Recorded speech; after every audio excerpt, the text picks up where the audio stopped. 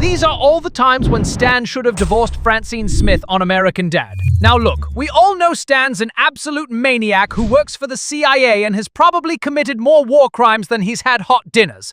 But even this red-blooded Republican patriot has his limits. Or at least he should. Spoiler alert, he doesn't.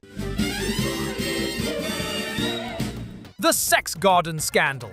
Stan discovered Francine's scandalous past in When a Stan Loves a Woman, and it completely destroyed his fragile masculine ego. It all starts when Stan stumbles upon something he was definitely not prepared for. Francine's secret sex garden. It's a rose bush. I planted it to commemorate the first time we ever made love. And though that moment only lasted seconds, this bush will last forever. Yeah, you read that right. A sex garden. Now, you might be wondering what exactly a sex garden is, and honestly, I wish I could tell you it's something innocent. It's not. Francine apparently had quite the adventurous past before meeting Stan, and she documented it all in a literal garden with plants representing each of her conquests. Look at that, honey. A bunch of other people planted rose bushes just like you. Oh no, those are all mine. Each one for a different man I slept with. But you were my last. All of these? Because nothing says healthy coping mechanism like turning your body count into agriculture, right? Stan, being the insecure control freak that he is, completely loses it when he finds out. I'm not the problem. You're the problem. I've never slept with anyone except you. But you have a sex garden that was on the cover of Sex Garden magazine. The man has only ever been with Francine, so discovering that his wife has a past more colorful than a pride parade sends him spiraling. But here's where it gets really uncomfortable. Stan can't stop visualizing Francine with all these other men. Stan literally says, and I quote, "Francine, I'm listening to you talk. I'm looking in your eyes. But all I can see is you taking more poundings than Omaha Beach before the ground assault began." Francine, I'm listening to you talk. I'm looking in your eyes, but all I can see is you taking more poundings than Omaha Beach before the ground assault began. Yikes! Real classy, Stan. Nothing screams healthy marriage like comparing your wife's sexual history to a World War II invasion. Most reasonable people would understand that their partner had a life before them. But Stan? Nope. He decides the appropriate response is to have a complete meltdown and make Francine feel terrible about choices she made before they even met. The insecurity is off the charts here, folks. Francine tries to explain that sex without love is meaningless, and that Stan is the only one who matters. It wasn't making love. It was sex. Mechanical, degrading, pulling gravel from my knees sex. It meant nothing. Liar! But Stan's too busy having vivid war flashbacks, except instead of actual combat, it's just his wife's dating history. The episode ends with them reconciling because this is a sitcom and nothing has consequences. But honestly, if I were Francine, I'd have packed my bags right there. Any man who can't handle the fact that you had a life before him isn't worth keeping around. The Kitchen Civil War. Stan and Francine literally divided their entire house in half over a kitchen remodel in Homewrecker. I'm not exaggerating. They actually built a wall down the middle of their house. It starts innocently enough. Haley gets hit in the head with a plate from the cabinet. Guy's name we asked. And naturally, this means it's time for a kitchen renovation. Stan and Francine head over to their gay neighbors Greg and Terry's house to check out their newly remodeled kitchen. Let's go see it! And they're absolutely blown away by how gorgeous it is. But here's where things take a turn. Greg and Terry, being the shady queens they are, tell Stan and Francine that their marriage can't handle the stress of a remodel. You two shouldn't even think about a renovation. Are you implying our marriage isn't strong enough to withstand a little construction project? Stan, never one to back down from a challenge, makes a bet. If he and Francine can remodel without breaking up, Greg and Terry pay for everything. If they fail, Greg and Terry get their marriage license. If your marriage survives the remodel, we'll pay for the whole thing. But if it doesn't, we get your marriage license. Yes, their actual marriage license, which they plan to use for themselves since gay marriage wasn't legal yet and American Dad was making a point. You know that's not gonna make your marriage legal. No, I know, but it'll be a moral victory. We'll cross your names out and write our names in. At first, things seem fine. Stan and Francine both want white for their kitchen. How hard could this be? But then they realize they picked different shades of white, because apparently there's more than one shade of white. Great, now I have several different shades of white for you to choose from. Mother's Snowflake. milk. Which is news to literally every straight man ever. The real problem emerges when Francine wants a modern kitchen and Stan wants a traditional one. What about your style of kitchen then? Traditional. Modern. And instead of compromising like functional adults, Stan pulls rank with the contractor and just orders his traditional kitchen without consulting Francine. We're doing our kitchen traditional with mother's milk white, right, darling? Big mistake. Huge. Francine retaliates by secretly ordering a bay window. I've always wanted a bay window. Is that something you can do, Uzi? I can do anything. Stan finds out and loses his mind. What's going on? I didn't sign off on a bay window. I did. I figured it would let more light in to see the style of kitchen I didn't want. A bay window, you look at a bay. Through this, you look at... I'm really not certain what this is. They start passive-aggressively one-upping each other with design choices until the remodel spreads through the entire house like some kind of architectural plague. Stan quit boring the newspaper. It's a wonder it still shows up every day, knowing it has to listen to you. Keep your voice down. You want to lose our marriage certificate to the gays? Who cares? I don't like a traditional kitchen. Well, I don't like bay windows. Well, I don't believe you'll ever sail around the world. Well, I've never even listened to your dreams. I can't stand listening to you. I can't stand looking at you. Dad, I can't stand living with you. Mom, Great, then move out. I'm not moving out. Well, I'm not moving out. Before you know it, they've decided to divide the house straight down the middle. An idea Stan bases on an episode of The Brady Bunch because of course he does. I saw this on a Brady Bunch. You stay on your side, I'll stay on mine. You got it, pal. We'll each decorate our side of the house how we see fit. Each side of the house gets decorated in their chosen style. Your side of the house sucks. Why? Because my chairs don't have hooves? Yeah, for starters. Hey, your stupid finger crossed the line. Stay off my side. And they erect an actual wall between the two halves. There. Now we live in completely separate houses. I don't ever have to look at you.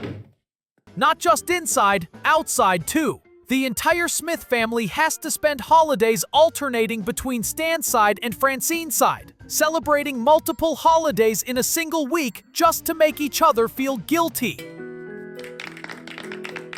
The loneliness finally gets to them when they realize they miss each other. Stan? Francine! Stan! Francine! Stan! Francine! They tear down the wall in an emotional moment, and then the entire house collapses because removing a load-bearing wall tends to do that.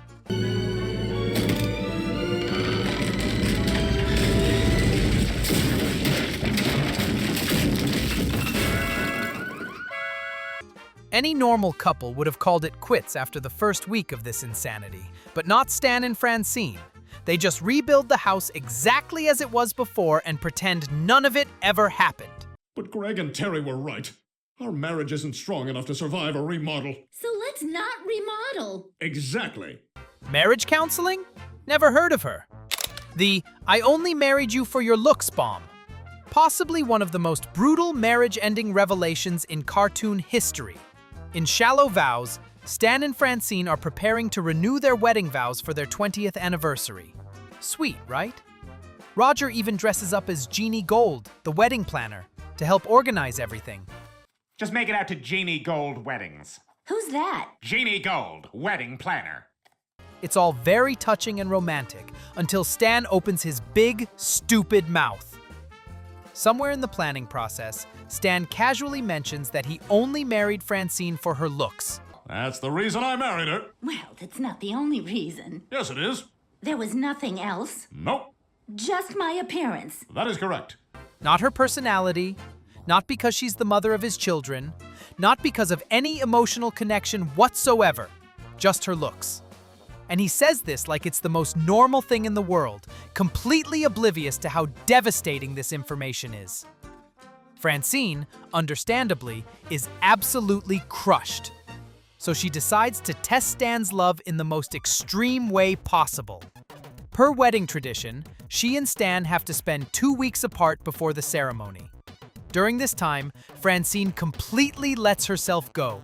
She stops working out, stops dyeing her hair, stops waxing her arms and legs, basically stops doing all the maintenance work she'd been doing to keep Stan interested for 2 decades.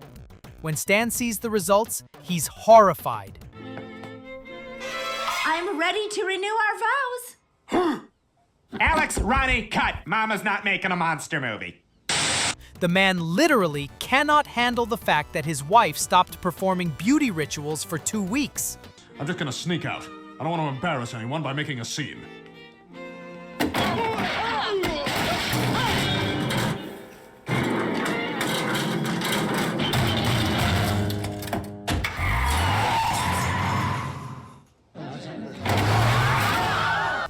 But get this, Stan decides he needs to prove he loves her for more than just her looks. Okay. If it means that much to you, I'll try to get to know the real you. Honest. Honest.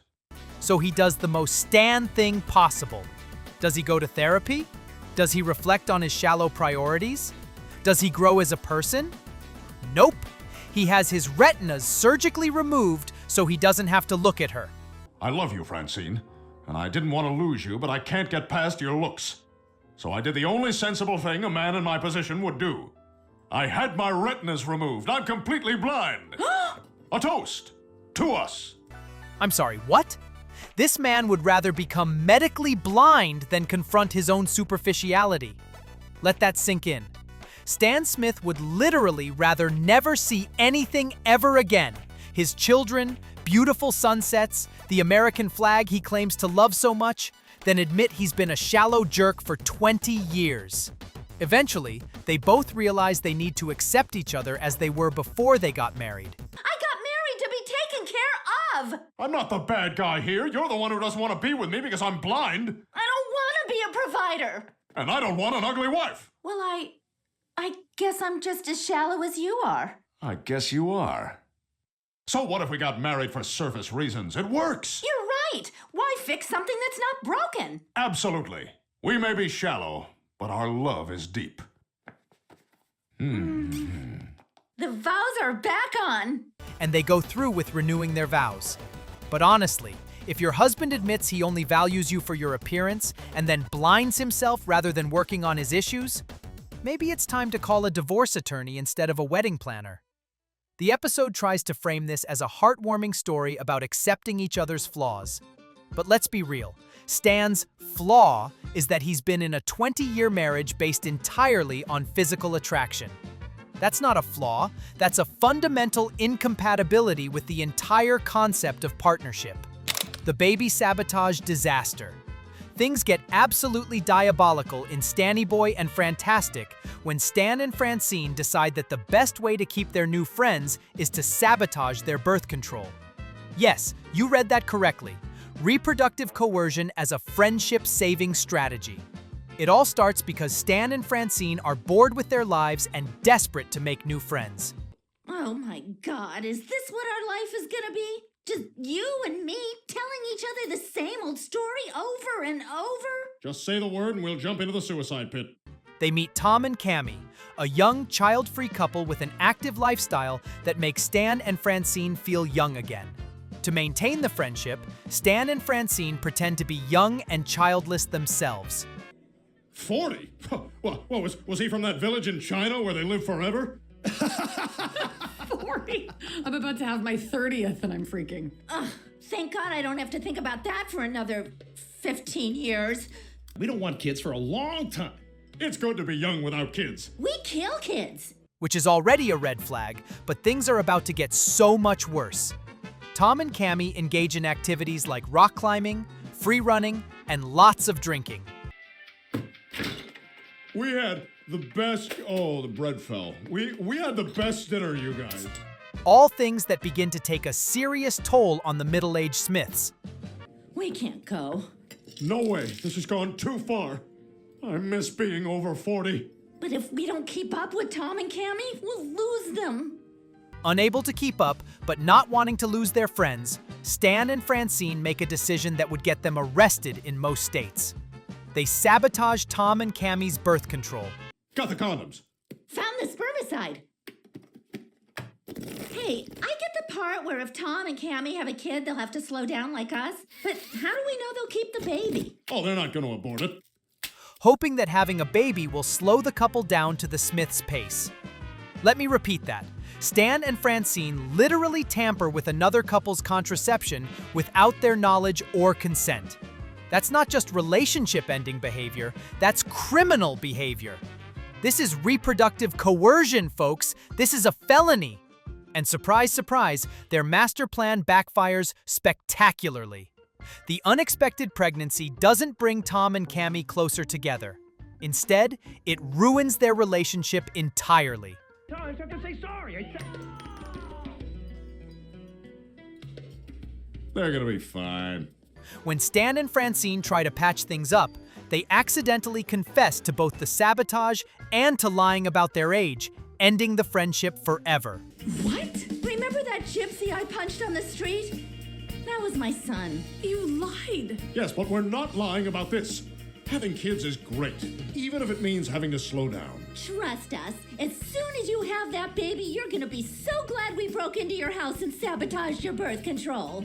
You what? You two are monsters. You were right. You said there was something off about them. Yeah, you said there was no way she was a day under 40. The episode tries to give us a happy ending where Stan and Francine decide they like being slow and relaxed.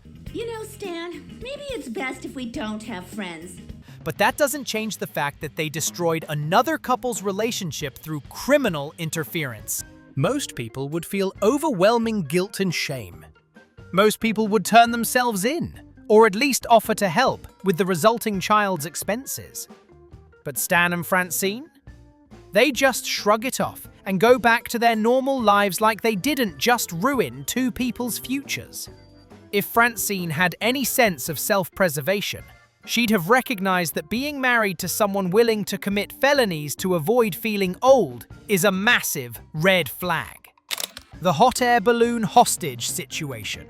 And finally, we have the episode The Future is Borax, where Stan and Francine's attempt to rekindle their marriage goes so wrong that they end up trapped on a hot air balloon. This deserves the top spot, not because it's the most dramatic incident, but because it perfectly encapsulates everything wrong with their relationship.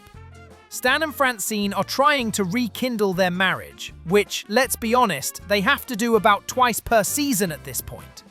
They decide a romantic hot air balloon ride is exactly what they need to reconnect. This resort isn't working. We're still bickering. And now our last hope is a balloon shaped like my nutsack. You wish your nutsack was as red as this. But because this is Stan and Francine we're talking about, everything immediately goes sideways. Cumulonimbus! That means condors! Oh, God. They end up trapped on the balloon, forced to confront all their relationship issues while literally unable to escape from each other. At first, when Frenchie died, I was like, why? Why did this happen? But now I see there was a reason. It's like marriage counseling, except you're thousands of feet in the air with no therapist and a very real possibility of death. What makes this the #1 entry isn't the specific details of what goes wrong, it's what it represents. Stan and Francine are constantly trying to rekindle their marriage because they keep letting the fire go out. Booking a trip to Rekindlings now? Okay, booked it. They go through the same cycle over and over. Things get stale. They do something dramatic to fix it. They reconnect briefly, and then they're right back where they started. The hot air balloon is a perfect metaphor for their entire relationship. They're stuck together, floating aimlessly, at the mercy of forces beyond their control. Die in space if we don't get this balloon down. I have an idea. Yeah, let's party. I love you, Francine. And one wrong move could send everything crashing down. And yet they keep getting back in the basket, hoping this time will be different. Most couples don't need to constantly rekindle their marriage. Most couples maintain their connection through consistent effort and communication. But Stan and Francine lurch from crisis to crisis, grand gesture to grand gesture, never actually addressing the fundamental issues in their relationship. The fact that their romantic gesture turns into a survival situation is peak Stan and Francine. Where is it hard? The mining life is a hard life. Many of you will die in our mine, either trapped by falling rocks or crushed beneath them, or even half trapped, half crushed. But, like all of us at Tetraduel, you love borax. We have to go to the mines. They can't even have a simple date without it becoming a life or death scenario. That's not romance. That's a pattern of dysfunction so deep it needs its own Wikipedia page. We bicker, sure, but after, we rip on bad movies and then have outstanding sex. Look, at the end of the day, Stan and Francine's marriage works for them in some twisted way. They clearly love each other despite all the chaos, betrayal, and absolute insanity. But if we're being honest, any one of these 5 incidents would have ended most normal marriages faster than you can say irreconcilable differences. From Stan's crippling insecurity about Francine's past, to building a literal wall through their house over paint colors, to Stan admitting he only married her for her looks, to committing felony-level birth control sabotage, to needing constant dramatic interventions just to maintain basic connection. This marriage has survived more than most people could handle. But hey, that's the magic of animated sitcoms. Nothing ever really changes. No one ever really grows. And the status quo is always restored by the end credits. Stan and Francine will keep having these marriage-ending crises, and they'll keep somehow staying together despite all logic and reason. Maybe that's what true love is. Or maybe it's just what happens when you're a cartoon character and divorce would mess up the show's dynamic. Either way, Stan Smith has had more chances to divorce Francine than most people have had hot meals, and he's passed on every single one.